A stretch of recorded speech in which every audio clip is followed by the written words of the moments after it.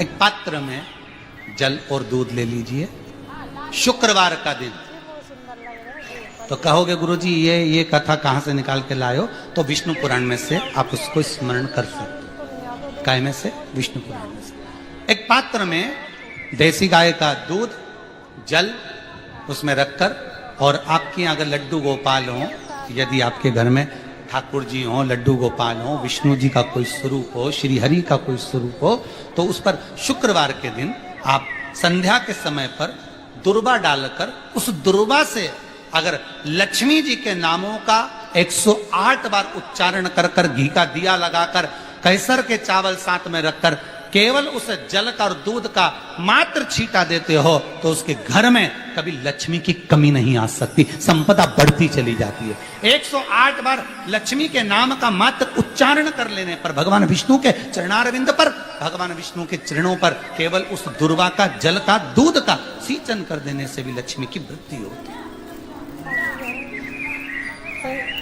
लक्ष्मी दुर्वा बढ़ती है। और दुर्वा का एक बहुत सुंदर गुण है महाराज, बहुत सुंदर गुण है दुर्वा का। जहां पर उसके भीतर गांठ आती है ना, वहां से 2 रास्ते बना देती है। बोलो बनाती कि नहीं बनाती? कभी दुर्वा देखी होगी आपने? जहां गांठ आई वहां 2 रास्ते बनाएगी, फिर गांठ आई फिर 2 रास्ते बनाएगी, फिर गांठ आई फिर 2 रास्ते बनाएगी। दुर्वा का क्रम ऐसा है कि हम भगवान को दुर्वा क्यों देते हैं, उसका कारण यह है कि मान लो, हे परमात्मा, हे शंभु, हे गणेश, हे प्रभु नारायण, अगर मान लो मेरा एक रास्ता चलते चलते गांठ पड़ जाए, एक रास्ता मेरा बंद हो जाए, तो वहां से मेरे दूसरे रास्ते खोल देना। इसलिए दुर्वा भगवान को समर्पित करी जाती है। दुर्वा को समर्पित करने का क्रम ही यही है कि मेरे मार्ग खुल जाए, मेरी राह खुल जाए, मेरा मार्ग चारों तरफ खुलता चले। दुर्वा नीचे की ओर चलते चलते मार्ग खोलती चली जाती है।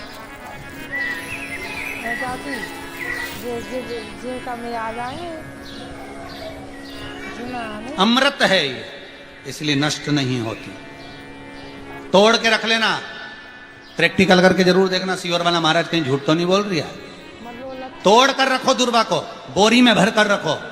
4 साल, 6 महीने, 8 महीने बाद सूख जाए, बेकार हो जाए, उसके बाद भी उसको खेत में, बगीचे में कहीं ले जाकर पटक देना, 8-15 दिन पानी देना। देखो फिर वापस वही हरि की हरि होना, वही कहीं ना कहीं से स्फुटित होते, फिर आगे बढ़ना चालू कर देगी। उसका तत्व है अमृत, वो अमर है, मरती नहीं, फिर चलो। शिव कहते हैं यही अमरता है, यही अमरता है कि दुख आया तो मरने की नहीं सोचना है। तकलीफ आई, कष्ट आया, रोग आया, बीमारी आई, थोड़ा सा तकलीफ आ गई, थोड़ी बीमारी आ गई, थोड़ा दुख आ गया, तो ये मत सोचना मैं मरना है। नहीं नहीं नहीं, अभी तो और जीना है। तो किस लिए जीना है? कोई कहेगा इसको कहीं आसक्तियां होंगी, घर की, परिवार की, कुटुंब की, कबीले की, इसलिए जीना चाहती है, इसलिए जीना चाहता है। नहीं, आसक्ति एक रखना कि मैं जीना इसलिए चाहता हूं, मैं और जीना चाहती हूं, इसलिए चाहती हूं कि अब मैं भगवान का भजन करना चाहती हूं। अभी तक मैंने परिवार, कुटुंब, कबीले, संसार के लिए करा, अब जितनी जिंदगी दी उस मालिक ने, अब मैं उसका भजन करूं। दुर्वा भगवान विष्णु को चढ़े, दुर्वा गणेश जी को चढ़े, दुर्वा शिव जी को चढ़े, दुर्वा ब्रह्मा को चढ़े, दुर्वा इंद्र को चढ़े, दुर्वा पितरों को चढ़े। कितना सुंदर कहा है। जिसके घर में पितृदोष प्रबल होता है, बहुत प्रबल पितृदोष है, तो उसके घर के जहां पानी का मटका रखा था, पितृदोष मालूम है ना? पितृदोष का लक्षण क्या होता है? 1 रुपए कमाओ, 1.25 रुपए खर्च हो, समझ लेना पितृदोष है। रात्रि को सो गए तुम, बड़े चक नींद आ गई तुमको, बहुत प्रेम से सो गए, सोने के 1.5 घंटे या 2 घंटे बाद तुम्हारी नींद खुल जाए, और कम से कम आधे घंटे तक तुमको भूख लग रही हो, समझ लेना पितृदोष। सोकर उठने के बाद में जैसे ही 1-2 घंटे की नींद हो गई और अचानक नींद खुल गई और तुम्हें भूख लग रही है, भूख लग रही है, प्यास लग रही है बहुत तेज, अभी सोए हो, 1.5 घंटा ही हुआ, 2 घंटा ही, भूख लगने लगी, बहुत तेज भूख लग रही है, समझ लेना पितृदोष है। पितृ भूखे भोजन की याचना कर रहे हैं, भोजन की याचना। सोने के बाद तत्काल नींद खुले 2 घंटे के बाद भूख लगे, उसका भी एक समय बताया है महाराज ब्रह्मवर्ता पुराण के अंतर्गत कि रात्रि को सोने के बाद में 1 घंटे की नींद हो जाए और उसके बाद में 2 घंटे के अंदर वापिस नींद खुल जाए और भूख लगने लगे तो समझ लो पितृ भूखे हैं, भोजन मांग रहे, अन्न मांग रहे, पितृ दोष है।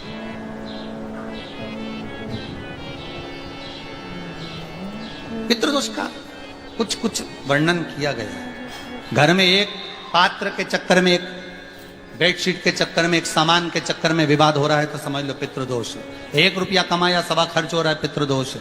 घर में एक बीमार, दूसरा फिर बीमार हो गया, तीसरा फिर बीमार हो गया, एक ठीक हुआ, एक बीमार हुआ, पितृदोष है। पितृदोष का भाव तो उसके लिए करना क्या है? शिव महापुराण की कथा कहती है, सुंदर गणेश जी का चरित्र वर्णन करता है, स्कंद पुराण कहती है, विष्णु पुराण कहती है कि दुर्वा 21 दुर्वा की गांठ बनाकर, 7 गांठ 21 दुर्वा की बनाकर जो अपने पितरों का मटका मतलब परिंडा, हंडा जो भी पानी का भरते हो, उसके नजदीक में मात्र एक कटोरी में चावल रखकर उसमें अगर दुर्वा रख देता है तो मात्र 5 या 7 दिन में पितृदोष समाप्त होना प्रारंभ हो जाता है। उसके घर में लक्ष्मी की वृद्धि होने लगती है, सुख शांति अपने आप आने लगती है, उसका क्लेश समाप्त हो जाता है। दुर्वा में वो गुण है जो पितृ भी उसका भाग अमृत तत्व प्राप्त करना चाहता है,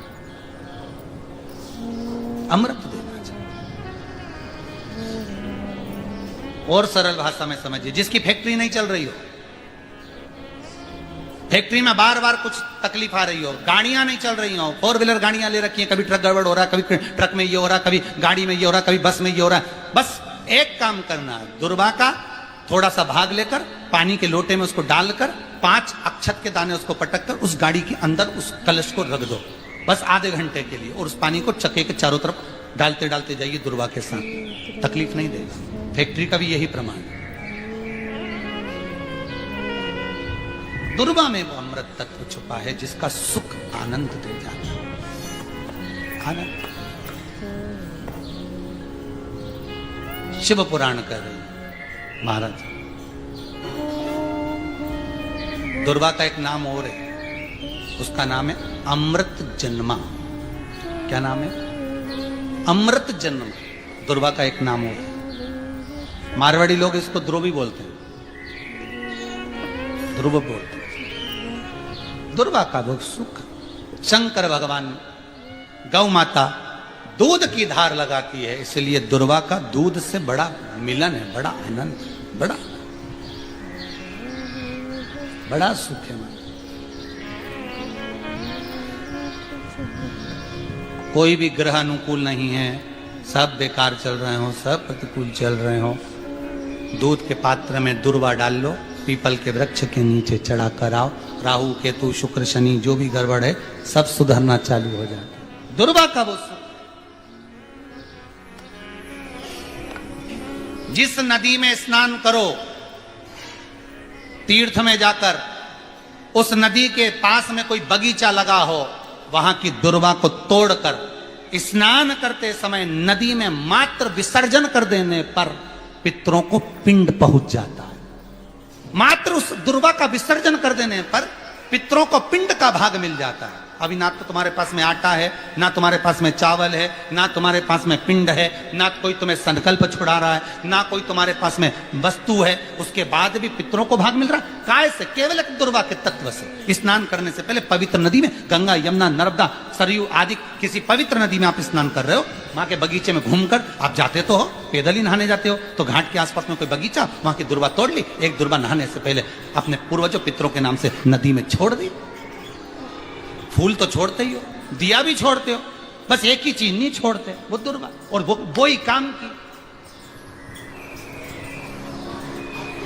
वही काम की। तुम कुछ छोड़ो ना छोड़ो, एक दुर्वा का छोड़ो, तो पितरों के लिए सुख प्रदान कर। शिव पुराण कह रही है महाराज, देवताओं को अमृत कितनी बार मिला? एक बार। दुर्वा को अमृत कितनी बार मिला? जम के बोलिए, 5 बार। कार्य सिद्धि के लिए 5 दुर्वा गणेश जी को चढ़ाई जाती है, आज भी नियम।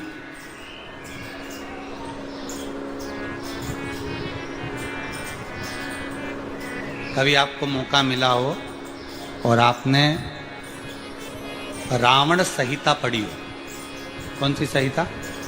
रावण संहिता।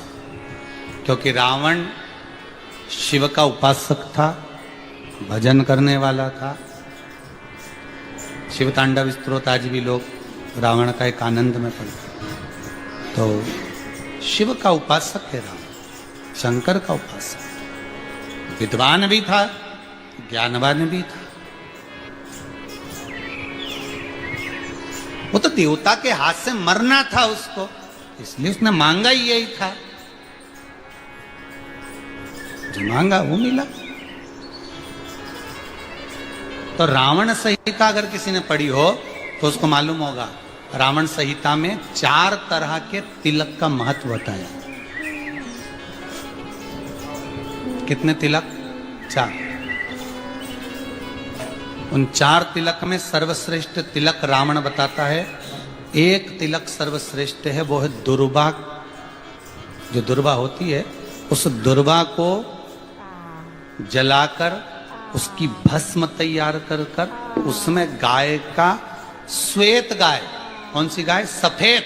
उस गाय के शरीर पर कोई दाग ना, उसके शरीर पर पूर्ण तरह से श्वेत हो, ना लाल उसमें कोई धब्बा हो, ना काला धब्बा हो, ना कोई कलर हो, बस केवल श्वेत।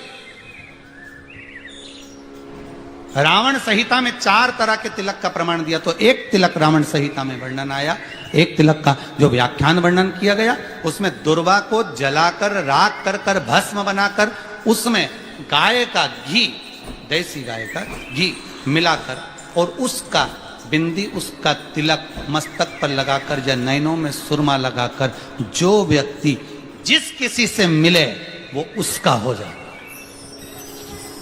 उस दुर्वा में इतना प्रबलता आ जाती है, अमृत तत्व जुड़ा हुआ है दुर्वा की। रावण संहिता में 4 तिलक बताएं, उसमें से सबसे 4 तिलक में अलग अलग, एक बेलपत्री की जड़ का तिलक है, एक आंकड़े की जड़ का तिलक है।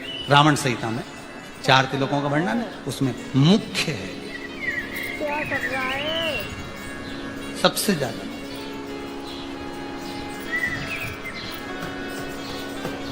हम तो कहेंगे, अगर मान लो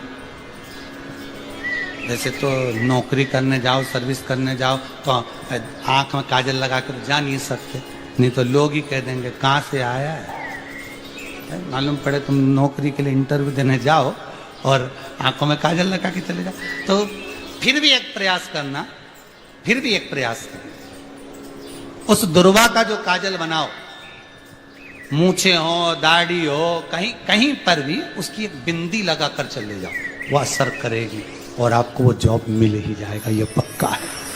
उसमें आकर्षण होता है। दुर्वा आकर्षण का केंद्र करती है। आपको कभी आपके नयनों में दर्द हो रहा हो, जलन हो रही हो, तो आप दुर्वा, हरी भरी दुर्वा हो, वहां थोड़ी देर चलने का प्रयास करिएगा, आपके नेत्रों का विकार समाप्त हो जाएगा। दुर्वा में वो एक सुख है, वो अमृत छुपा हुआ, और एक बार का अमृत नहीं, 5 बार का अमृत दुर्वा के।